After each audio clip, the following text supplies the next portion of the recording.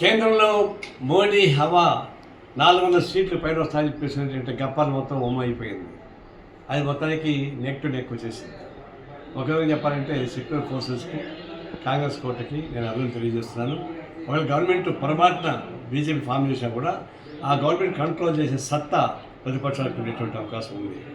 దీన్ని నేను ఒక విధంగా నైతిక విజయంగా ఇండియా కూటమికి, నైతిక అపజయంగా ఎన్డీఏ కూటమికి చూస్తూ ఉన్నాను. అట్లాగే ఆంధ్రప్రదేశ్లో వైఎస్ఆర్ పార్టీ 5 ఏళ్లుగా సంక్షేమ పథకాలు పేట గెలుచుకుంటూ పోయింది. అదే సందర్భంలో రాజకీయ పాలన అస్తవ్యస్తం చేసింది. మామూలు రాజకీయ పార్టీలకు ఉండాలి. ఆ విధంగా కూడా ఒక శత్రుత్వ వైఖరి తీసుకొని దాన్ని నెగిటివ్ యాంగిల్ చేసి ఎన్ని సంక్షేమ కార్యక్రమం చేసినా కూడా నువ్వు రాజకీయాల్లో నెగిటివ్ యాంగిల్ ఉంది కాబట్టి నేను ఓడించిన తప్ప ఇంకోటి కాలే కాదు.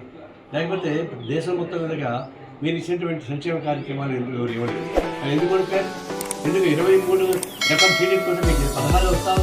మీరు అర్థం చేసుకుంటే రాజకీయాలు ఉండాలా, మీరు నియంతృత్వం పోకడా, అహంభావం పోకడా, అవినీతి, భూ సమస్య ఇవన్నీ చుట్టుకుంది, కక్ష సాధింపు చేయాలి కాబట్టి అయితే గుణపాటు చేయకుంది. గెలిచినటువంటి టీడీపీ కూటమికి నేను అభినందన తెలియజేస్తున్నాను. మీరు గతంలో చేసేటువంటి పొరపాటు చేయకుండా, జగన్మోహన్ రెడ్డి చేసేటువంటి పనులు చేయకుండా మళ్ళీ సానుకూల వైపు ఆలోచించి ఆంధ్ర రాష్ట్రం డెవలప్ చేస్తే మంచిది నా ఉద్దేశం.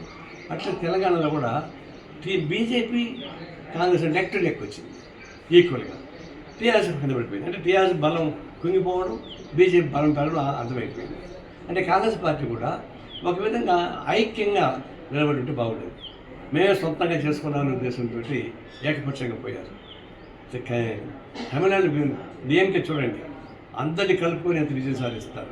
ఆ విధంగా కాంగ్రెస్ పార్టీ కేంద్రంలో, తెలంగాణలో ఆ పద్ధతిలో ఉంటే ఇంకా విజయాలు బాగుండేది. మీరు ఆత్మ పరిశీలన చేసుకోమని చెప్పి కాంగ్రెస్ పార్టీకి విజ్ఞప్తి చేస్తున్నారు.